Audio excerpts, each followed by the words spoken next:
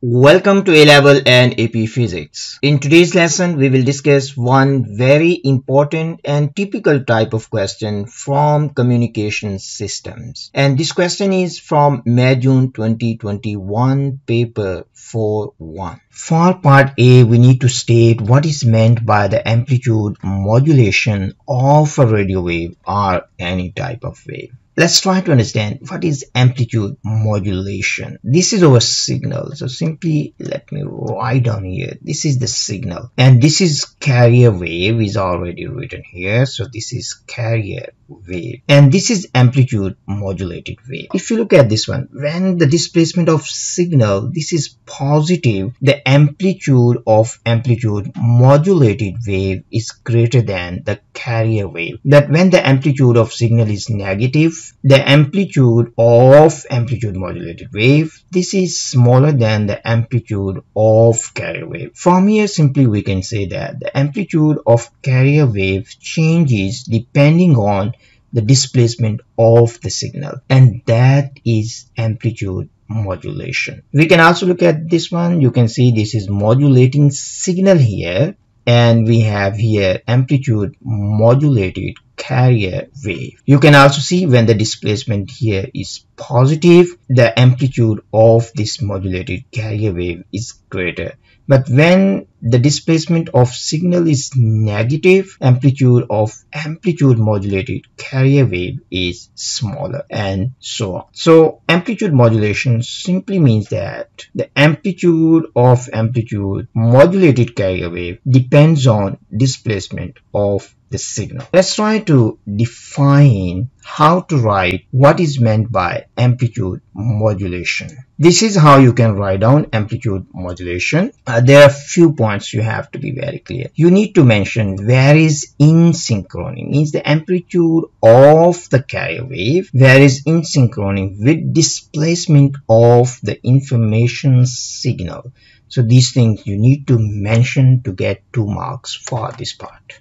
For part B1, we need to calculate the wavelength of the carrier wave. First of all, we need to understand what is this frequency. This is frequency of carrier wave. Often we write down this is FC. This is frequency of carrier wave. And this upper sideband, this is frequency of carrier wave plus the frequency of signal. And this frequency, this is equal to the frequency of carrier wave minus frequency of information signal. So these are the points we need to understand. So this is also called lower sideband. Let me write down here. This is lower sideband.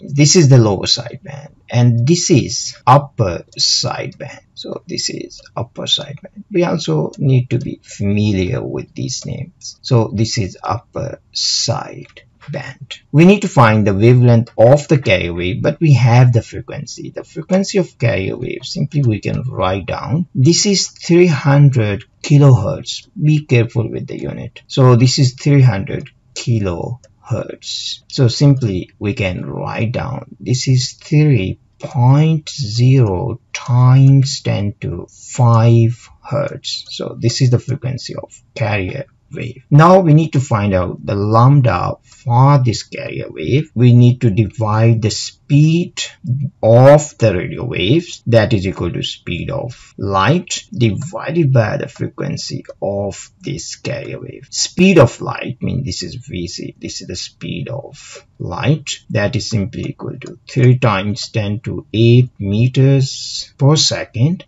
But the frequency of the carrier wave we have, that is 3.0 times 10 to 5 hertz. So simply our final answer will be equal to 1000 meter. So this is the wavelength of carrier wave. Now for the next one, we need to find out the bandwidth of the modulated wave. Bandwidth is the range of frequencies occupied by modulated wave. So the bandwidth simply is the range of frequencies occupied by modulated wave. Range of frequencies. You have to be clear with this. Range of frequencies occupied by the modulated wave. So range of frequencies. Now the question is that how we can find that range of frequencies. So the range is this one, means the upper sideband minus lower sideband. This range is called the bandwidth. So this is the bandwidth.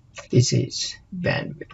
Simply this is. So in this case we have 308. So we can write down 308 minus 292. So that is simply 308 minus 292 kilohertz, and that is equal to 16 kilohertz. So this is the bandwidth. We can also write down here, this is the bandwidth.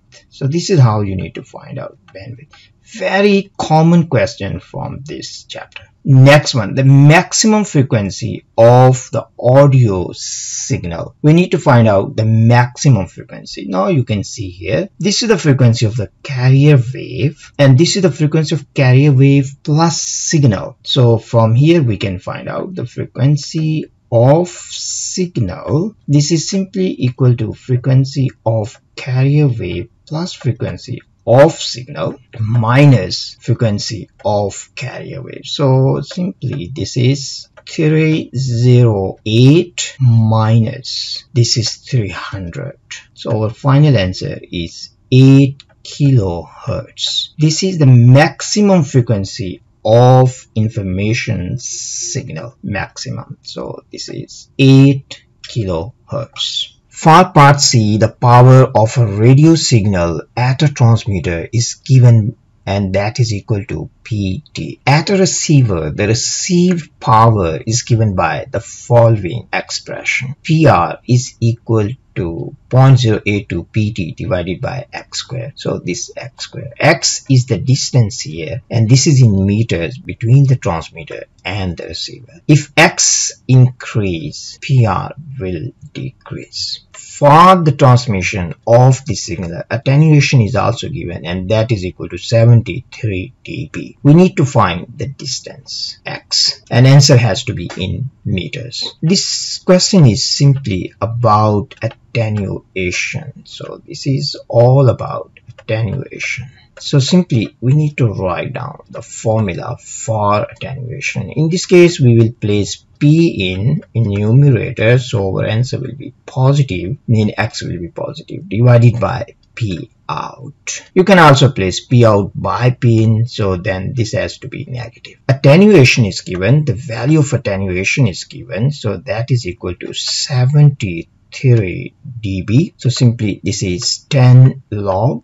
We can also draw like this. So let's say this is transmitter, so this is PT, and after a certain distance here we have a receiver, the power is PR, and this is the distance between them, and attenuation between transmitter and receiver, that is 73 dB. P1, so in this case our P input, so we can write down this is P input, and this is the power out at receiver. Now the P in is equal to PT, so simply we can write down this is PT, but PR, this is equal to 0.082 PT divided by x squared. So this is x squared. We need to simplify this. If we simplify, we can write down like this. So this is 10 log. We can write down this is x squared PT divided by 0.082 PT. Now as PT is common, we can cancel this. We simply left with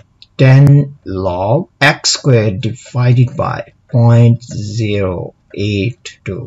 Now simply we have to simplify this one. We can write down here 73 divided by 10. So this is 73 divided by 10. This is equal to log x squared divided by 0.082. Now we can simplify here. We will get this is 7.3, and this is log x squared divided by 0.082. 2. Now simply we need to find value of x from here. The next step we can write down, that will be equal to, we can write down, this is 10 to the power, this is 7.3, and this is equal to x squared divided by 0.082. From here we can find out value of x. X will be equal to 1300 meters, and this is our final answer.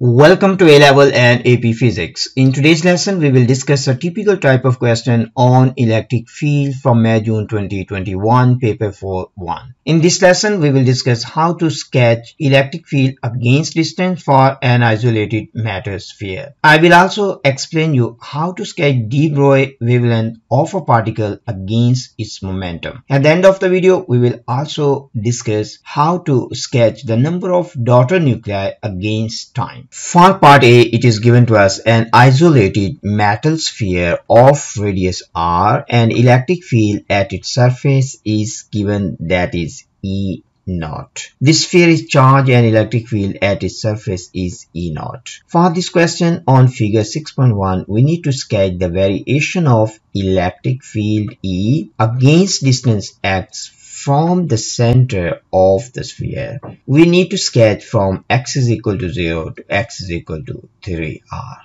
First of all, let's try to understand how the electric field of metal sphere look like. If you look at this metal sphere, you can see there is electric field that is outside of the metal sphere, but there is no electric field line inside this metal sphere. This is simply telling us that there is no electric field inside metal sphere. Later we will discuss why there is no electric field inside metal sphere. First of all, let's try to look at the electric field outside of the metal sphere.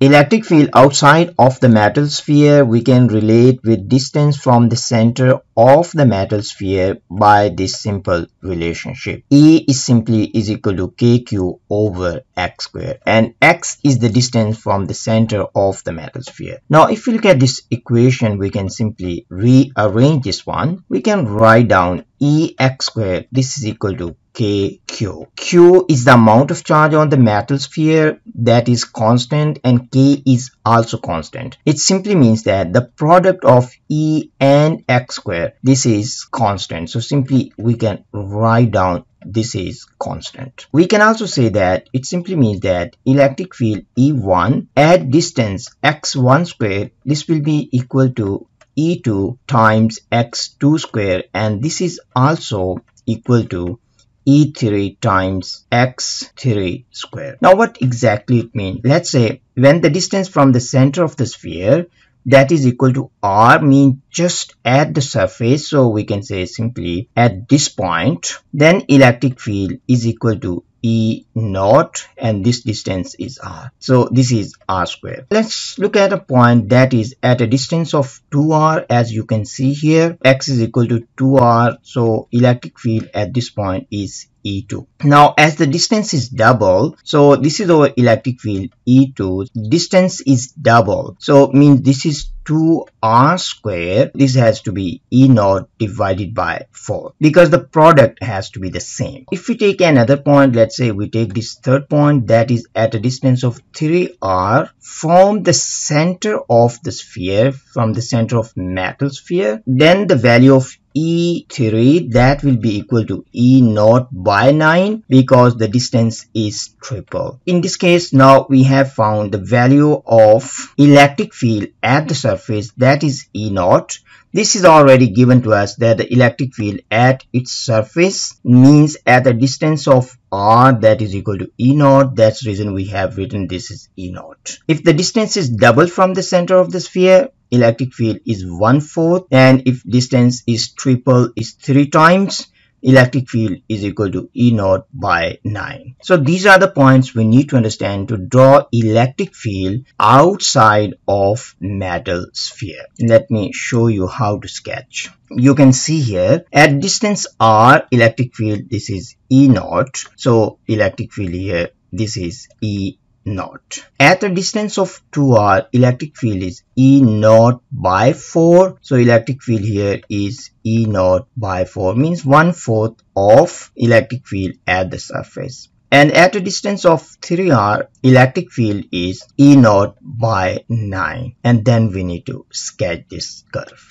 This is what you need to do for this question for the electric field outside of metal sphere. Let me explain to you why the electric field inside the metal sphere, this is equal to 0, means electric field here. Means from the center to the surface, electric field inside this metal sphere, this is equal to 0, as I have already explained here. Let me explain to you this one with very simple example. Let's say we have this metal sphere and we add some charge on this metal sphere. Let's say this is the charge we have added on this metal sphere. What will happen is that this charge will not stay here. You need to understand the reason is that because this is metal, this is a conductor. So these charges, there is repulsive force between these charges will repel each other, and finally these charges, they will stay at the surface of the metal sphere, and these charges, they will be evenly distributed, and when they are evenly distributed, finally the electric field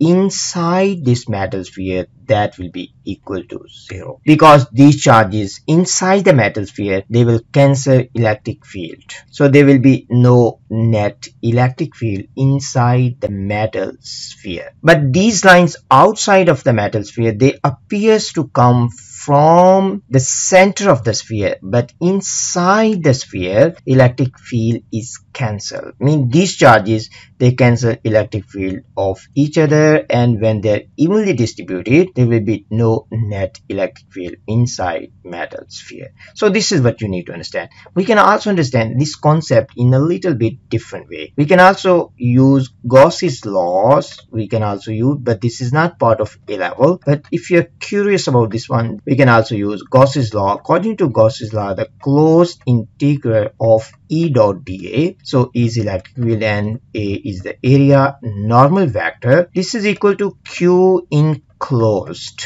divided by E epsilon naught. Q enclosed, this is the charge inside Gaussian surface. If we draw our Gaussian surface here, inside the metal sphere, there is no net charge enclosed inside this Gaussian surface. So it means Q is equal to 0. So if Q is equal to 0, it means electric field is equal to 0. So this is mathematical proof of this, why electric field inside metal sphere is 0. Let's try to understand what will happen when we place a neutral metal sphere inside an external electric field. As you can see here, when we place this metal sphere inside electric field, electrons will be attracted in direction opposite to the electric field. So you can see here, this side become more negative and this side become more positive because this has less number of electrons. So in this case, you can see the positive charge is on one side, negative charge is on the other side. So there is an induced electric field that is inside this metal sphere, and this induced electric field, this is opposite to the external electric field, and this induced electric field will go on increasing until the magnitude of induced electric field is equal to external electric field. Means the magnitude of these two electric fields finally will be equal. So when it is equal, so these two electric fields, they will cancel each other, and the net electric field, let me draw the lines inside. You can see this is external electric field, and the red one, that is induced electric field. So when the magnitude of these two is equal, then the net electric field inside metal sphere, again this will be equal to 0. So this is example of shielding. So electrostatics shielding. So this is E, this is equal to 0. So in this case, electric field inside metal sphere is also 0 when we place this one inside an external electric field. Same concept we can also use to explain this one, mean an isolated metal sphere, why electric field inside isolated metal sphere is equal to 0. Let me explain to you how marks are distributed for this question. If you have shown from x is equal to 0 to x is equal to r, electric field is equal to 0, mean if you have drawn this horizontal line, you will get 1 mark, and this is B1 mark. The second mark you will get if you have drawn curve that has negative gradient of decreasing magnitude, means you have drawn the curve like this, you will get the second B mark. And the third mark you will get if you have shown at distance of 2r electric field is E0 by 4, and you have also shown that at a distance of 3r electric field is equal to E0 by 9, then you will get the third B mark. So this is how marks are distributed for this question. For part B, it is given to us the de Broglie wavelength of a particle is lambda naught when its momentum is p naught. On figure 6.2, means on this figure we need to sketch the variation with momentum of the de Broglie wavelength of the particle for values of momentum from p naught by 2 to p naught. So this is p naught by 2 to p naught. In order to sketch graph between these two quantities, we need to understand the relationship between wavelength and momentum, and that is simply equal to lambda is equal to h over p, and p is the momentum of the particle and lambda is the wavelength of the particle. It is given to us the de Broglie wavelength of the particle is lambda naught, simply let's say this is lambda naught, and the momentum is p naught. At this wavelength, this is the momentum. If we rearrange this one, we can write down lambda naught p naught, this is equal to h. H is a Planck's constant, so this is constant. Simply we can write this is constant. Next thing we also need to understand, when the momentum is half, means this momentum of the particle, this become half. Lambda, this has to be double, 2 times of lambda naught, because the product of these two quantities, it has to be equal to h. This is what we simply need to understand. So these two quantities we can also understand. We can write down here lambda, this is inversely proportional to momentum of the particle. We can also write down like this. Now we need to sketch the graph between these two quantities. Graph will be rectangular hyperbola. So let me show you how you can sketch the graph. This is how you can sketch the graph. This is simply how you need to sketch. And for this question, there are 2 marks. Let me explain to you how these marks will be awarded. The first mark is if you have drawn a curve with negative gradient of the decreasing magnitude and it is passing through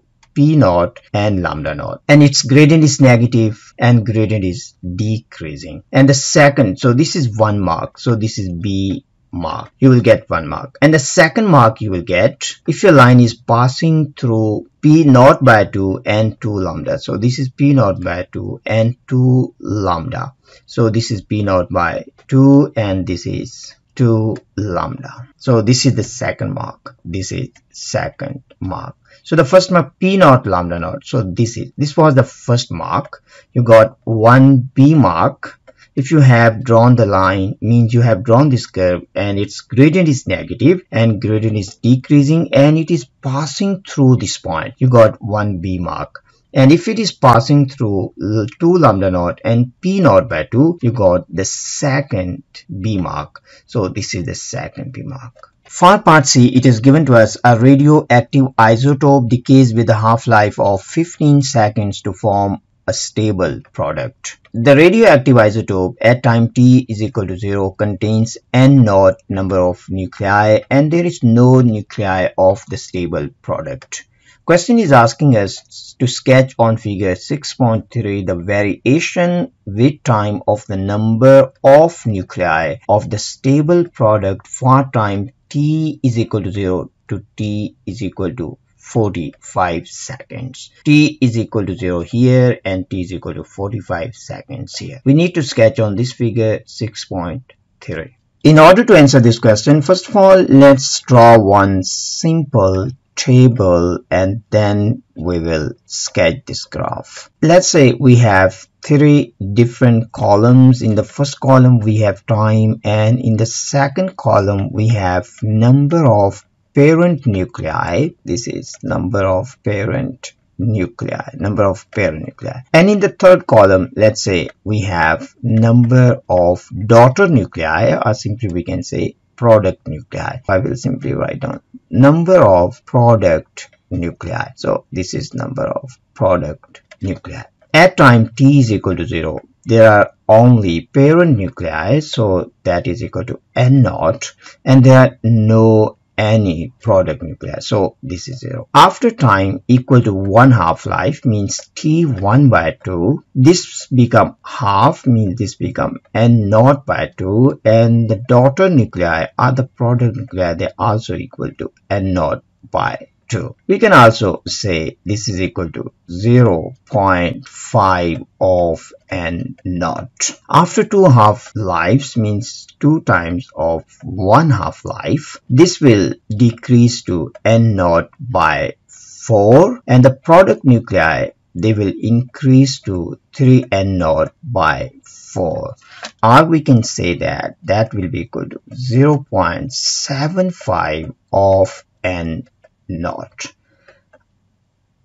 After time equal to 3 half lives, so 3 half lives, this will decrease to n naught by 8, means the parent nuclei, and the number of daughter nuclei, they will increase to 7 n naught by 8. So this is just basic calculations based on half-life, and that will be equal to about 0.88 n naught. So this is about, actually the exact number is 0.875. Approximately we can write down 0.88 n naught. That's all what we need to understand, and now we need to sketch. It tells us after 1 half life, means after 15 seconds this become half, so this will be here, so this become half. And after 2 half lives, this is 0.75, means this is after 2 half lives, so this will be here. And after 3 half lives, this will be 0.88, so that will be around here, 0.88, and then we just simply need to sketch. Let me show you how you can sketch the graph. This is how you need to sketch, and this question has 3 marks, so let me explain to you how the marks will be awarded. You can see the first mark will be awarded from time t is equal to 0 to t is equal to 45 seconds, mean from here to here. If you had drawn the curve with positive gradient, as you can see the gradient of this line is positive, but the gradient is decreasing, and it has to start at 0, 0, means if it is starting from here, so you will get 1 mark. So this is B1, 1 mark. If the line is passing through 15 and n naught by 2, means if the line is passing through this point, you will get the second B mark. And the third B mark is if the line is passing through 30, 0.75 n naught and 45, 0.88 n naught, means passing through this point, you will get the third B mark. This is how marks are distributed for this question.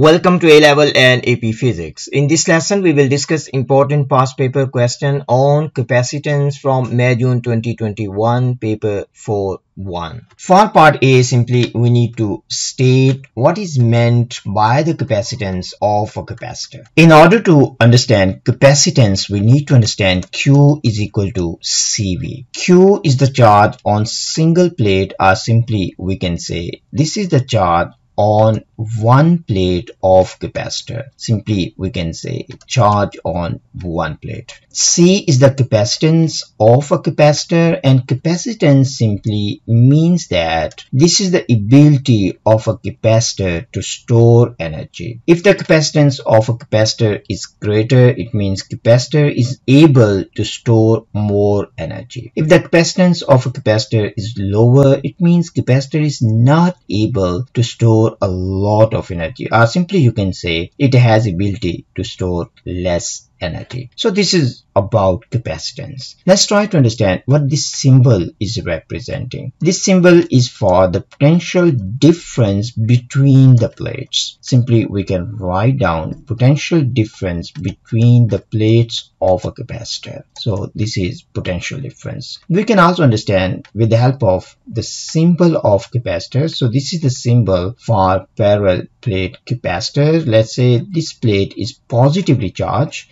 and this plate is negatively charged, and the net charge on this plate is plus Q, and the net charge on this plate, this is negative Q. So this Q simply means that you need to take the charge on one plate. If we look at the charge on these two plates, the net charge on these two plates, the net charge on these two plates means the net Q, that is plus Q minus Q, that is equal to 0. So it simply means that capacitor does not store charge. Capacitor store energy. Very important point. Now what does it mean by the potential difference? Potential difference simply means that this is the potential difference between these two plates, and you can find out this potential difference by simply connecting voltmeter across these two plates, or simply between these two plates. This is what you need to understand about capacitance. Let me explain to you how you can write a proper answer to get 2 marks for this question. In your answer, first thing you need to mention that capacitance is equal to charge over potential. You can also say charge over potential difference. If you have mentioned this one in your answer, you will get 1 mark, and this is M mark. It means that it must be in your answer. The second, in order to get the second point, you need to mention charge is on one plate. Simply means that you need to explain what do you mean by charge here. Then you need to explain what do you mean by potential. So potential is the potential difference between the plates, and charge is charge on one plate. As I have already explained to you, the Q is the charge on one plate and V is the potential difference between the plates. From here, simply you can write down C is equal to Q over V, and then you need to explain what is Q, what is V. So the Q is charge on one plate and V is potential difference between the plates. For part B, it is given to us a capacitor of capacitance capital C is connected into the circuit as shown in figure 7.1, as you can see here. It is also given to us when the two-way switch, mean this two-way switch, it is in position A, the capacitor is charging, means when it is connected like this. The capacitor is charging, and when this capacitor is fully charged, the potential difference across capacitor is equal to the potential difference across the power supply. Simply it is equal to capital V. But when we move this switch to position B, this capacitor will start discharging. Question is asking us B1. For B1, we need to show that the average current in the ammeter is given by the expression I is equal to FCV. In order to prove that I is equal to FCV, we can simply start from Q is equal to CV. Now if we divide both sides by T, and T is the time taken for a capacitor to charge and discharge, then simply you can see on the left side we have Q over T, and Q over T, this is equal to I. If we look at right side, we can also rearrange. we can write down like this. Now 1 over t, this is simply, you can understand, 1 over time period, and that is equal to the frequency. We can write down small f. So finally we have got I is equal to FCV. This question has 2 marks. This derivation you have included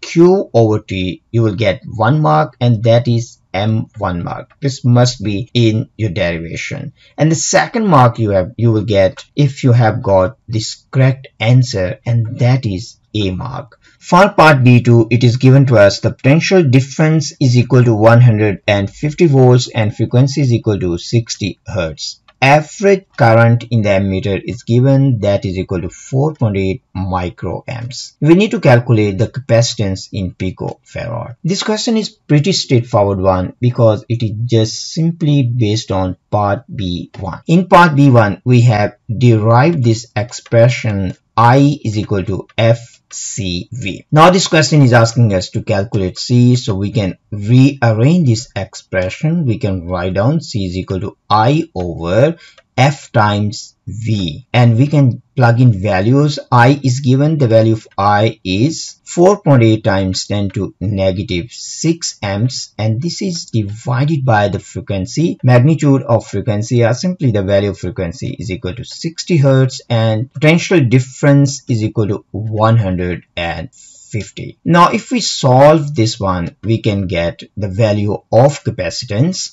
That one will be equal to 530 picofarads, and that's the final answer. Simply we need to write down 530 picofarad. This question has 2 marks. The first mark you will get the C mark if you have rearranged this equation and you have plugged in these values, and the second mark is A mark. This is answer mark you will get if you have got the right answer. So there are 2 marks for this question. Even if your answer is wrong but you have written this one, you will get C mark. But if you got the right answer, you haven't written in this way, still you will get 2 marks. So it is very important to show your working. Even your answer, for example, for this part is wrong, but you have shown this one, so you will get 1 mark. So always write down the formula, then show your working and plug in values. For part C, it is given to us a second capacitor having the same capacitance as the capacitor in part B is connected into the circuit of figure 7.1. The 2 capacitors, they are connected in series. We need to state and explain the new reading on the ammeter. In order to answer this question, the first thing we need to understand, when we connect another capacitor in series with the first one, what is the total capacitance of this circuit? As these 2 capacitors, they have the same capacitance, they are identical and they are connected in series, so the total capacitance of the circuit, that will be equal to C by 2, means it becomes half. But the potential difference is the same, so simply we can understand then from Q is equal to CV, we can write down the C is equal to Q by V. But V is the same. If C become half, it means Q also becomes half. So this is the main point we need to understand. Now we can understand I is equal to Q over T, and if time is the same but the charge is half, it means I is half. We can also understand this one simply from the formula we have already derived. I is equal to FCV. In this case, F is the same, V is the same. If the C become half, it means I becomes half. That's all what we need to understand. It simply means that current will be half. Before, the value of current I naught, that was equal to 4.8 microamps. Now it becomes half. It simply means new value of current, this is equal to 2.4 microamps. And charge is half because capacitance is half. Or you can say current is half because capacitance is half. You can also explain this one. You can say as F and V they are same, when the capacitance becomes half, I also becomes half. That's all what you need to understand and you need to write down to answer this question. Now let me explain to you how you can write a proper answer. This is how you can write a proper answer. The first point, if you have written 2.4 here, you will get 1 B mark. The second B mark you will get if you have written total capacitance is half. The third one you will get if you have mentioned charge becomes half. Or you can say F and V are constant, current becomes half. Or you can say current is proportional to capacitance. That's all what you need to write for this question.